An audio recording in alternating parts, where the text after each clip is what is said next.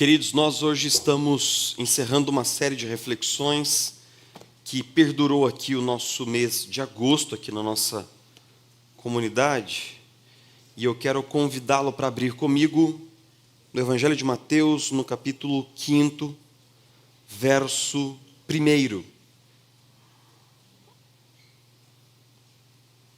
Evangelho de Mateus, capítulo 5, verso 1.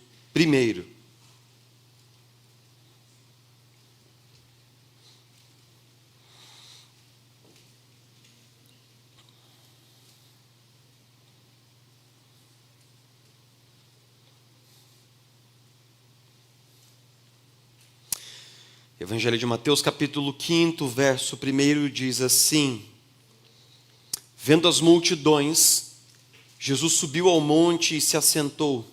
Seus discípulos aproximaram-se dele e ele começou a ensiná-los, dizendo: Bem-aventurados os pobres em espírito, pois deles é o reino dos céus. Bem-aventurados os que choram, pois serão consolados. Bem-aventurados os humildes, pois eles receberão a terra por herança. Bem-aventurados os que têm fome e sede de justiça, pois serão satisfeitos. Bem-aventurados os misericordiosos, pois obterão misericórdia. Bem-aventurados os puros de coração, pois verão a Deus. Bem-aventurados os pacificadores, pois serão chamados filhos de Deus. Bem-aventurados os perseguidos por causa da justiça, pois deles é o reino dos céus. Bem-aventurados serão vocês quando por minha causa os insultarem, os perseguirem e levantarem todo tipo de calúnia contra vocês. Alegrem-se e regozijem-se, porque grande é a sua recompensa nos céus. Pois da mesma forma perseguiram os profetas que viveram antes de vocês. Nós temos hoje disponíveis aí em todos os lugares uma infinidade de livros de autoajuda, de literatura de autoajuda, de vídeos de autoajuda. Em todo momento nós temos no Instagram, em todos os lugares, alguém ensinando para você e para mim a fórmula da felicidade. Nós ficamos um pouco reféns, um pouco cativos desses gurus da felicidade, desses gurus da realização e do sucesso, em parte porque a felicidade é uma das grandes obsessões da nossa geração. Nunca nós tivemos um empenho tão grande para que as pessoas fossem felizes. E a maneira como nós podemos entender esse diálogo da cultura com a Escritura é que a Bíblia, ela tanto afirma a validade da felicidade como um construto válido, genuíno, porque nós fomos criados para a felicidade. Deus nos criou no início de todas as coisas para experimentarmos felicidade na presença dEle, mas ao mesmo tempo nós fomos excluídos desse projeto original de felicidade quando demos as costas ao nosso Criador. O que significa dizer que a Bíblia, ela tanto afirma que essa busca pela felicidade, ela é genuína por um lado, mas por outro lado a Bíblia questiona a maneira como nós buscamos a felicidade e, de certa maneira, as definições que nós temos de felicidade. Nós estamos certamente em um dos textos mais famosos da Bíblia. Nós estamos no famoso Sermão do Monte, o Sermão do Monte. É o sermão mais famoso de todos os tempos. Quando nós entramos no Evangelho de Mateus, nós vamos descobrir que o Sermão do Monte é o primeiro de 5 grandes discursos que Jesus faz. E esses 5 grandes discursos, segundo os eruditos que estudam profundamente o material mateano, eles nos dizem que esses 5 discursos, eles espelham os 5 livros da Torá de Moisés, ou seja, 5 grandes blocos de ensino, mostrando que Jesus é o novo e melhor Moisés, é aquele que ensina o povo de Deus a seguir nos caminhos do Senhor. Em todos esses grandes blocos, nós temos alguma estrutura de entrada com ditos solenes, por exemplo, ouvistes o que fora dito aos antigos. Nós temos também uma sequência depois de milagres e de narrativa após esse bloco. Mas de todos os blocos contidos em Mateus, esse daqui é o mais longo, é o mais importante. E Jesus abre o Sermão do Monte de uma maneira muito engraçada. Ele usa 10 vezes a palavra bem-aventurados.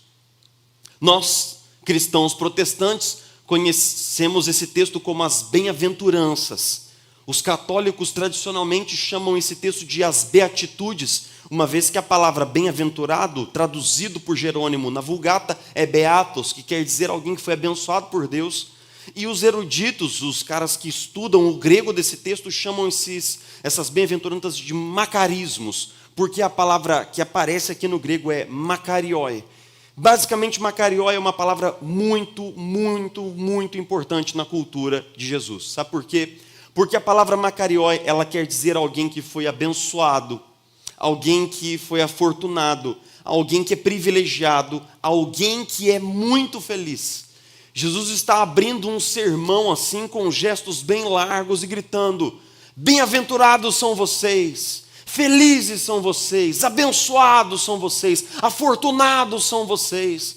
Então as pessoas prestam atenção, porque assim como na nossa geração, na geração de Jesus, todo mundo sempre quer encontrar a felicidade. Jesus está tocando num grande tema da cultura. Ele está fazendo uma abertura muito importante para o seu sermão, falando sobre felicidade e como nós podemos ser finalmente felizes, como nós podemos encontrar essa felicidade tão esperada.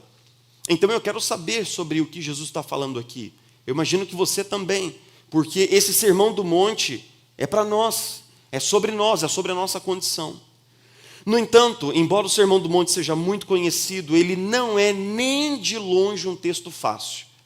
Eu lembro que as primeiras vezes que eu tentei pregar no Sermão do Monte, eu tentei ensinar o Sermão do Monte para discipulado em pequenos grupos, eu me peguei diante de inúmeras linhas de interpretação. Para vocês terem ideia, existem 12 grandes linhas de interpretação do Sermão do Monte, segundo Don Carson. Ao longo da história, nós desenvolvemos 12 maneiras de ler esse material e de interpretá-lo. Ou seja, ele não é nada simples. Mas, ao mesmo tempo, quando nós entramos nas bem-aventuranças, nós também começamos a encontrar algumas coisas, no mínimo, diferentes. Porque Jesus está falando sobre felicidade, ele está falando sobre bem-aventurança, ele está falando sobre bênção. Mas vamos ver o que Jesus diz. Ele diz assim: bem-aventurados são aqueles que choram. Felizes são aqueles que têm fome e sede de justiça. Ou seja, aqueles que de alguma maneira sentem que foram injustiçados, que o mundo não está sendo justo com eles, que o mundo está em dívida com eles.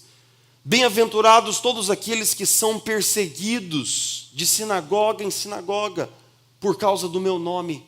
Aí você fala assim: nossa, mas que diferente isso, né? Felizes os que choram, felizes os humildes, felizes os perseguidos, felizes os que têm fome de justiça. É isso mesmo, Jesus?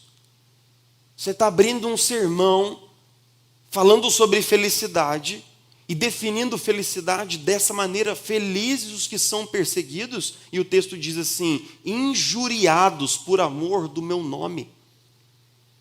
Para nós entendermos as bem-aventuranças, nós temos que entender 3 coisas a respeito desse texto aqui.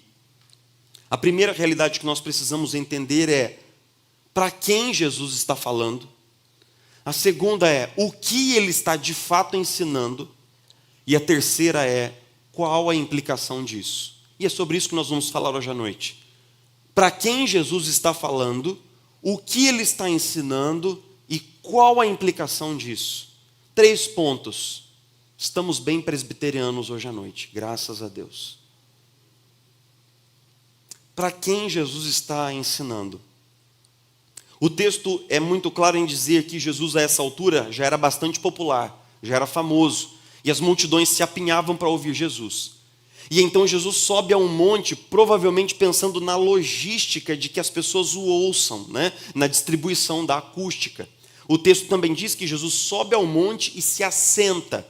Assentar-se é uma postura clássica de um rabino. Os rabinos jamais ensinavam de pé, jamais pregavam em pé como nós, pregadores modernos, o fazemos. Então Jesus se assenta como um típico rabino, como um típico mestre da Escritura para ensinar. E o texto diz assim: os seus discípulos se aproximaram dele.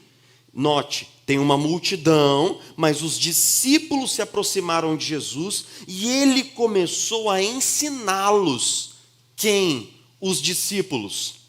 Esse sermão, ele é um sermão que é pregado diante da multidão. É pregado para aqueles que estão curiosos e que querem saber quem Jesus é, mas esse sermão ele não é endereçado para a multidão. Ele é um sermão para o coração dos discípulos, para aqueles que já haviam se comprometido publicamente em seguir a Jesus como seu mestre, como seu rabino. E então Jesus abre o seu sermão dizendo: Macarioi, abençoados, felizes, bem-aventurados, afortunados, privilegiados. E então Jesus lista uma série de bem-aventuranças que são, no mínimo, curiosas. Bem-aventurados os humildes, os que têm fome e sede de justiça. Bem-aventurados os puros de coração, os pacificadores, os perseguidos por causa da justiça do reino de Deus. Então nós precisamos lembrar que Jesus está explorando o tema da felicidade diante de ouvintes que eram, para todas as definições humanas possíveis, pessoas muito infelizes. Jesus está pregando para a multidão, e essa multidão, via de regra, que segue a Jesus, é composta por, vamos ver os tipos sociais que estão no entorno de Jesus: os excluídos da sinagoga, os analfabetos, os não religiosos, os publicanos, prostitutas, gente de moral muito questionável, doentes, procuravam a Jesus para serem curados, pessoas possuídas de espíritos imundos. Essas pessoas eram empobrecidas, eram analfabetas, eram excluídas dos círculos de poder, elas não tinham voz. Eles eram judeus empobrecidos, vivendo numa sociedade completamente dominada pelos romanos. Eles conviviam com a violência. Um romano topava com você na rua, se ele não fosse com a sua cara, se você respirasse diferente perto dele, ele tinha autorização para bater em você, para roubar você. E a quem você e eu apelaríamos? A quem você e eu buscaríamos ajuda? Então nós começamos a descobrir que Jesus está falando com pessoas que eram infelizes, pessoas que tinham uma rotina muito difícil, pessoas que eram desprivilegiadas, pessoas que eram empobrecidas, pessoas que eram excluídas, não apenas socialmente falando, mas religiosamente falando. Nós estamos diante de um bando de gente mal vestida, esfarrapada, empobrecida, pessoas sofridas, perseguidas e oprimidas. E para essas pessoas tão infelizes, Jesus abre um sermão falando sobre o quê? Sobre felicidade. Para essas pessoas tão sofridas, Jesus fala sobre felicidade. E o que é que Jesus ensina? Qual é o sentido das bem-aventuranças? Quando você abre um comentário, você vai descobrir que existem historicamente duas grandes linhas sobre as bem-aventuranças. E ao longo da igreja houve intensa disputa sobre o que elas significam. Então hoje nós temos, dentro do campo da erudição, dentro do campo daqueles que estudam o texto no seu contexto original, a história, a língua original e tudo mais, existem duas grandes linhas. Uma linha diz que as bem-aventuranças são requisitos para ingressarmos no reino de Deus. Como se nós tivéssemos aqui diante de nós um checklist do bom cristão, um checklist do bom discípulo. Então, nós temos que ser pobres em espírito, nós temos que chorar, nós temos que ser humildes, nós temos que ter fome e sede de justiça, nós temos que ser puros de coração, nós temos que ser pacificadores. É lógico que em alguns lugares você fala assim: rapaz, então eu tenho que ser perseguido, então? Eu tenho que chorar? Eu tenho que clamar por justiça? Existem alguns lugares onde parece que esse checklist, ele simplesmente, veja bem, se as pessoas me perseguem, isso é uma escolha delas, mas me fazer perseguir por outras pessoas parece ser um pouco confuso, não é verdade? Eu falo assim: bom, não estou sendo perseguido por nenhum irmão da igreja, então deixa eu pisar no calo de alguém, deixa eu arrumar alguma confusão aqui, vai ver que alguém, decide me perseguir um pouco, vai ver que alguém decide me dar um rapa aqui, logo no corredor, aqui na saída. Eu vou falar: rapaz, estou cumprindo um checklist. Essa linha que foi muito enfatizada pelo luteranismo histórico e pelo catolicismo histórico, ela entende que as bem-aventuranças são coisas que nós fazemos para ingressarmos no reino de Deus. Mas Don Carson diz muito acertadamente que essa abordagem, ela não se coaduna, ela não se concilia com o desenvolvimento do Evangelho de Mateus. Sabe por quê? Porque no capítulo 4 nós somos informados de que Jesus é aquele que traz o reino de Deus. A pregação de Jesus consistia assim: arrependei-vos, porque o reino de Deus está próximo de vocês. E o que é o reino de Deus para Jesus? É Ele mesmo, a sua pessoa, o seu poder, os seus milagres. Jesus, ele inaugura um tempo que foi prometido durante séculos pelos profetas. Jesus inaugura a agência imediata do reino de Deus entre os homens. Jesus cura, Jesus prega, Jesus ensina para dizer assim: o reino de Deus está acessível para vocês. Para quem? Para absolutamente todos, independente da classe, independente do nível social, do poder, o reino de Deus está presente. Então, essa segunda linha de interpretação diz o seguinte: as bem-aventuranças são basicamente uma torrente de bênçãos que é derramada sobre a vida dos discípulos por causa de Jesus. Bênçãos que foram prometidas pelos profetas. Em determinado texto dos profetas, Isaías 61, por exemplo, diz assim: e já não haverá choro no meu santo monte, e todo aquele que for oprimido será salvo, e todos os fracos e os pobres estarão com o Senhor. Eles caminharão nos caminhos do bom Deus, nas veredas de Deus.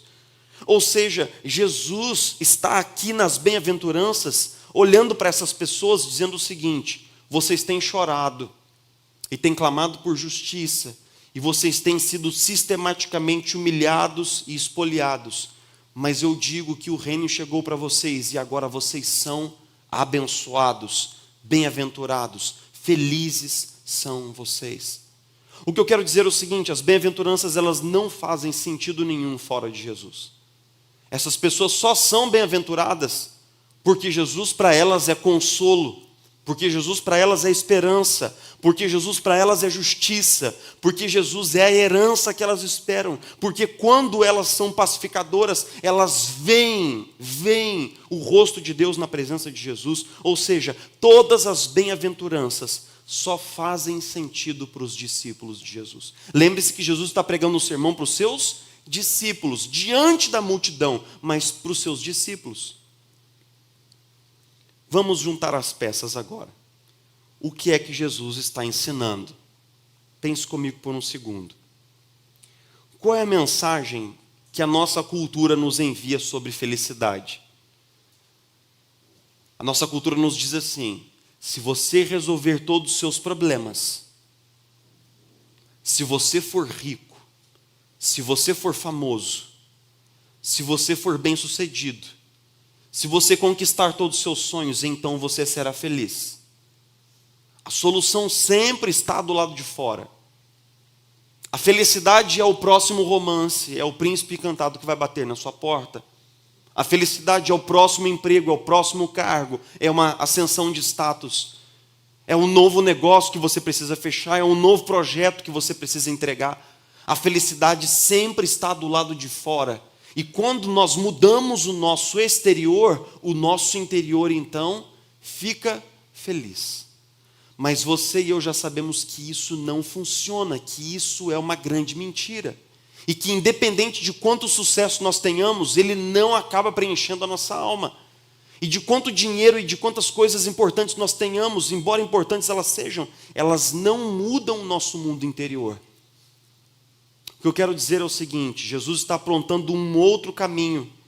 Ele promete que quando nós caminhamos com Ele, com o próprio Jesus, haverá uma mudança tão grande no nosso mundo interior, que mesmo aquelas coisas que nos eram motivo de infelicidade, de infortúnio, elas passarão a ser fonte de alegria e de realização para nós no caminho de Deus. Jesus não está dizendo assim: mude as circunstâncias para que você seja feliz. Jesus está dizendo assim: se o seu coração for transformado, você vai descobrir o que é felicidade. Jesus não acredita numa mudança do lado de fora. Jesus só acredita numa mudança que começa do lado de dentro.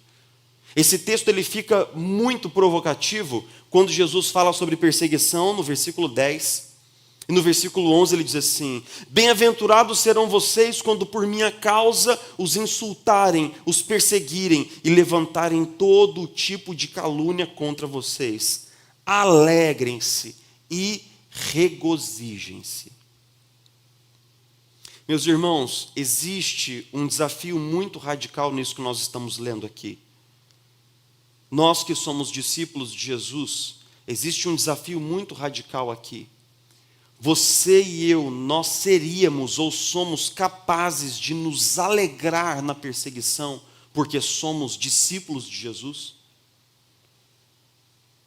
Hoje, em alguns momentos, em alguns lugares do globo, quando 30 ou 40 cristãos se reúnem, em alguns lugares da China, por exemplo, você já deve ter ouvido falar na igreja subterrânea. O cristianismo ele não é proibido na China, não é essa a questão. A questão é que na China as atividades da igreja precisam ser reguladas pelo Estado. E existe uma parte da igreja que ela não concorda com isso e ela acredita que os cristãos precisam ter liberdade para proclamar a salvação de Jesus, como, onde e quando eles forem chamados para isso. E por isso existe uma igreja clandestina. Essa igreja se reúne muitas vezes em galpões abandonados, canteiros de obras, lugares subterrâneos. E não são poucos os relatos de cristãos chineses, igrejas familiares que estão reunidos. E então a polícia, por uma denúncia, adentra o local. O pastor é preso, pessoas somem, pessoas simplesmente desaparecem. Mas esses cristãos chineses, eles não deixam de se reunir. Eles continuam se reunindo. Mesmo quando pais de família desaparecem, quando mães são mortas de forma impiedosa, eles continuam se reunindo. Porque eles sabem que bem-aventurados são aqueles que são perseguidos por causa da justiça do reino de Deus. Qual é o grande desafio para nós nesse texto? O grande desafio é que, apesar de sabermos que nós devemos encontrar felicidade plena em Jesus, nele, unicamente nele, nós continuamos insistindo em buscar felicidade fora dele. E esse é o problema. Uma voz continua dizendo assim dentro de nós: se você tiver um grande sucesso na sua carreira esse ano, você então será feliz. Se o seu negócio bombar esse ano, então você será feliz. Se você resolver esses problemas que você tem no seu casamento, então você será feliz. Sempre existe uma voz dizendo que a felicidade está do lado de fora e que ela pode ser obtida. E note, se você não obtém, é culpa sua. Você não se esforçou bastante, você não trabalhou bastante, você não se aplicou bastante, você ainda não é o bastante. E isso é um grande problema.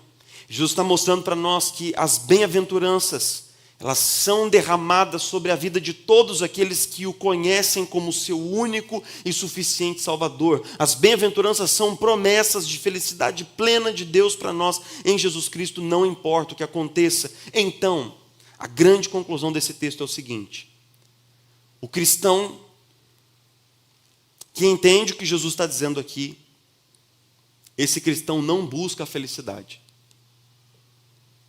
Ele busca Jesus. Ele não busca ser feliz. Esse não é o último alvo, esse não é o destino, esse não é o ponto. Ele não busca ser feliz. Ele busca Jesus. C.S. Lewis, colocando de forma muito objetiva, ele diz assim: se você buscar a si mesmo, no fim só encontrará o ódio, a solidão, o desespero, a fúria, a ruína e a podridão. Mas se você buscar a Cristo, o encontrará e juntamente com Ele encontrará todas as coisas. Esse princípio de que nós abrimos mão de buscar o caminho do ego, o caminho do eu faço, eu mereço, do eu posso. Quando nós abrimos mão desse caminho e nós nos tornamos humildes discípulos que seguem a Jesus, e quando nós optamos por ser aprendizes de Jesus, então Jesus nos ensina que a condição para segui-lo é muito clara. Todo aquele, pois, que quiser me seguir, faça o quê? Negue-se a si mesmo, depois tome a sua cruz e então me siga. Vamos recordar? Todo aquele, pois, que quiser me seguir, faça 3 coisas. Negue-se a si mesmo, tome a sua cruz e então me siga. Porque todo aquele que tentar salvar a sua própria vida, a perderá. E todo aquele que perdê-la por amor de mim, a encontrará. Existe um paradoxo aí. Existe um desafio aí para nós, um desafio de fé que é o seguinte: toda vez que você insistir em ser feliz à sua própria maneira, infeliz você será. Mas se você renunciar à sua vontade, se você crucificar o seu ego, se você descer da plataforma do ego e seguir a Jesus, e Jesus não está indo para a Disneylândia, Jesus não está indo para um piquenique no parque da cidade, ele não está indo para o churras do Bolinha, ele não está indo para lá. Jesus está indo para a cruz. Jesus está indo para um lugar de morte. Aí você fala assim: Jesus, mas olha, eu acho que esse plano seu é um pouco confuso. Porque, Jesus, como é que nós vamos buscar a felicidade lá na cruz? Como é que nós vamos encontrar a felicidade lá onde sofrimento, cravos, tortura nos esperam? Jesus diz assim: deixe comigo. Deixe comigo. Eu sei o que é melhor para você. Fique comigo. Eu quero encerrar com 3 ideias importantes para nós. A primeira é a seguinte: se a felicidade para nós é Jesus, e se o único jeito de encontrarmos vida plena, cheia, rica, abençoada, é na presença de Jesus, então por que cargas d'água? Jesus está sempre em segundo plano para nós. Por que é que nós damos tão pouco para Ele? Por que é que para Deus é só o resto do tempo, o resto do amor, o resto da atenção? Por que é que no nosso coração, no trono do nosso coração, ainda estão nossa carreira, nosso trabalho, nosso dinheiro, o nosso, o eu? Meus irmãos, se Jesus é a sede, a âncora da nossa felicidade, então por quê? Por que o nosso coração está tão frio na presença de Deus? Por que é que nós passamos semanas e dias a fio sem ter nenhum contato real com a palavra, sem termos tempo de oração, sem buscarmos a presença de Deus com um coração fervoroso na sua presença? Por que é que nós nos tornamos tão triviais e tão banais na nossa espiritualidade, reduzindo ao culto de domingo? Por que é que nós esperamos tão pouco dos nossos ajuntamentos? Por que é que Deus ficou assim encostado numa prateleira na periferia da vida? Por que é que Deus se tornou para nós uma coisa tão secundária, uma pessoa tão na margem da nossa vida? Meus irmãos, se nós sabemos que Jesus é a sede da nossa felicidade, então tem de haver uma mudança de postura no nosso coração, tem de haver uma conversão. Tem de haver uma preocupação com o fato de que nós ficamos uma semana inteira sem empunhar a palavra do Senhor e sem lê-la. Nós temos que ser mais combativos e temos que questionar um tipo de cristianismo feito de celofane que está por aí, aonde Deus está aqui para nos servir e nós estamos aqui para que Deus nos faça felizes, e toda essa cantiga muito embolada e mentirosa de que Deus está ao nosso serviço. Nós precisamos de uma conversão diária ao Mestre, todos os dias. Em segundo lugar, nunca trate Jesus como um resolvedor de problemas. Tem gente, eu sempre tenho dessas ovelhas, em todos os anos eu sempre tive pelo menos 1 ou 2 ovelhas dessa, que é o seguinte: a ovelha tem problema, fica com a vida toda fragmentada e arrebentada, aí essa pessoa firma na igreja, rapaz do céu. Essa pessoa vem para tudo quanto é encontro, tudo quanto é reunião. Se tiver uma vigília, a pessoa está aqui. Se tiver um jejum, ela é a primeira. E ele vem e tal. Beleza, você fala, rapaz, que bênção, um grande despertamento espiritual. Mas então Jesus vai resolvendo os problemas, Jesus vai colocando o casamento no eixo, as coisas vão se azeitando. E à medida em que a vida vai se endireitando, ela vai amolecendo na fé. Porque Jesus já resolveu os problemas. O foco estava onde? Nos problemas e não em Jesus. Para essas ovelhas eu tenho uma oração, que eu faço todos os dias, e eu quero compartilhar com você. Que é o seguinte, eu me ajoelho, junto as minhas mãos assim, e empunho toda a minha fé, e peço assim, Senhor, derrama uma tonelada de problemas na vida dessa pessoa, em nome de Jesus. Derrama problemas, Senhor, bastante. Porque quando tem problema, esse irmãozinho está firme, então que venham os problemas em nome de Jesus. Senhor, traz problemas até o dia em que ele aprenda a caminhar contigo, por quem o Senhor é e não pelo que o Senhor faz. Até o dia em que o coração dele se apaixone por você e não pelas coisas que você é capaz de fazer, derrama problemas. Senhor, coloca até um urso pardo no quintal dele se for preciso. Eu não sei, faça o que tiver que fazer. Meus irmãos, não trate Jesus como se ele fosse um encanador gourmetizado. Ele vem, ele aperta uma porca e ele vai embora. Jesus quer mais com você do que ser um resolvedor de problemas. Ele quer habitar na sua vida, ele quer ser seu amigo, ele quer caminhar com você. E em terceiro lugar, quando Jesus transforma o nosso interior, ele transforma o nosso exterior.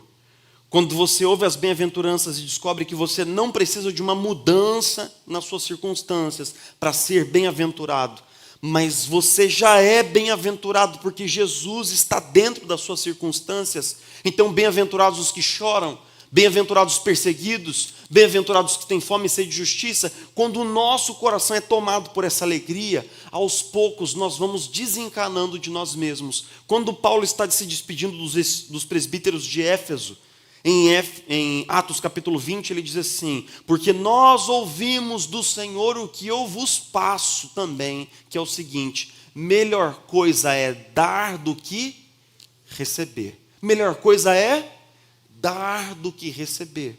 O cristão, ele já não está encanado com a própria felicidade. Ele já não está obcecado com o seu ego, ele já não está assim, agarrado com os seus direitos. Ele tem um desejo de abençoar, ele tem um desejo de servir, ele se importa com os problemas dos outros. Hoje pela manhã, eu me lembrei porque o Guilherme Moalen estava sentado aqui.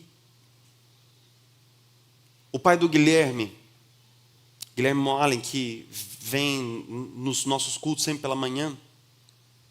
Eu fui pastor do Guilherme quando ele era adolescente, dele e da Letícia. Hoje eles estão casados, têm 2 filhos lindos, moram aqui em São José.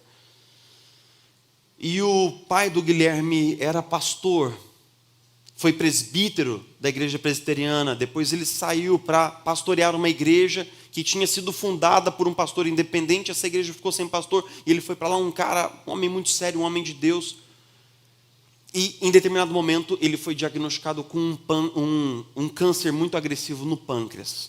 Aquilo abalou a família e tal, e ele começou a fazer o tratamento, sempre positivo, sempre para cima, um cara sempre, sabe? E então, em determinado momento, ele começou a entrar num estágio assim, muito cansado, muito combalido pelas sessões de tratamento, e ele entrou no estado terminal. O Wander estava magérrimo.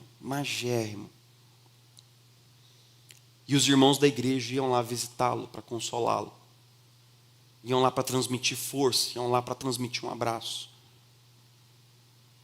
Eles iam para consolá-lo e eles saíam de lá consolados.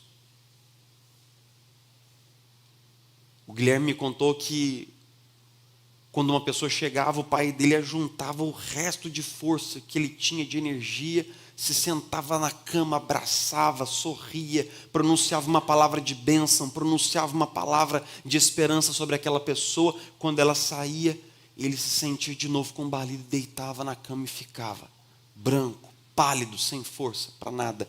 Até que viesse a próxima visita e ele ajuntava uma quantidade de energia para que ele conseguisse sentar na cama, para que ele conseguisse olhar aquela pessoa nos olhos e dizer, vai ficar tudo bem, Jesus está comigo. Meus irmãos, esse homem não estava preocupado com a própria felicidade. Ele não estava preocupado sequer com sua própria cura. Ele estava preocupado que as enfermeiras, os médicos e todos que passassem por ali ouvissem de Jesus. Que aquelas pessoas que o visitassem recebessem uma palavra de esperança da parte de Jesus. Porque melhor coisa é dar do que receber. Se o nosso coração continua muito obcecado ainda, então nós precisamos de mais Jesus na veia, de mais evangelho no coração. Porque todo aquele que foi encontrado por Cristo sabe que já foi abençoado. Sabe que já recebeu tudo o que precisava e que Cristo é absolutamente tudo que nós ansiamos. Aquele que foi coroado com as bem-aventuranças do reino por causa da vinda do Messias de Deus. Esse homem, essa mulher, eles já estão plenos, eles já foram agraciados com grande felicidade. Acredite em mim, nós precisamos de Jesus, mais dele. E por isso nós te buscamos, Senhor, com o nosso coração contrito, pedindo que nessa noite, mais uma vez, o Senhor nos lembre, nos recorde da maravilhosa notícia de que o Senhor é tudo, absolutamente tudo que precisamos para experimentar felicidade na Tua presença. Ó Jesus, nosso amado Senhor e Salvador, nosso Redentor, nosso Mestre, Senhor. O Senhor veio levando sobre si mesmo os nossos pecados, nossas iniquidades.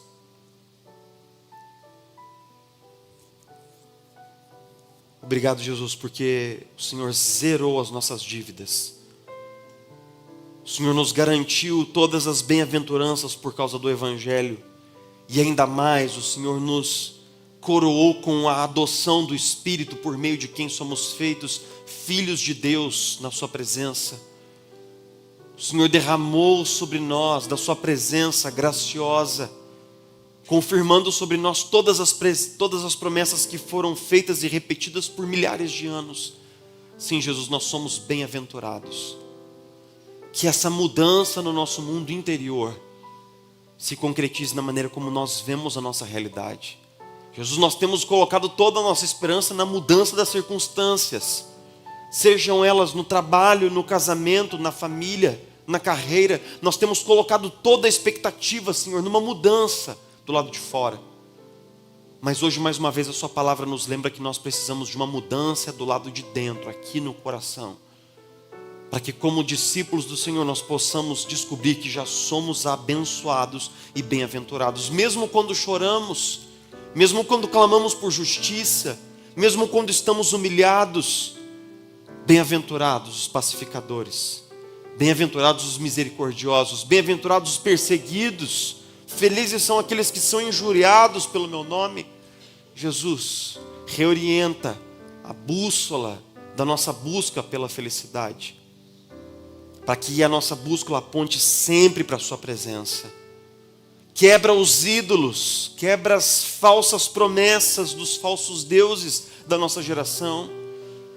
Ídolos que prometem prosperidade, alegria, paz perene, mas não podem e não vão cumprir essas promessas. Jesus, faz com que o nosso coração se apegue completamente a Ti, e que na Sua presença nós possamos experimentar absolutamente tudo o que precisamos para poder ter em todo o tempo essa bem-aventurança que já foi alocada sobre nós. Nós oramos assim, Senhor, em nome de Jesus. Amém e amém.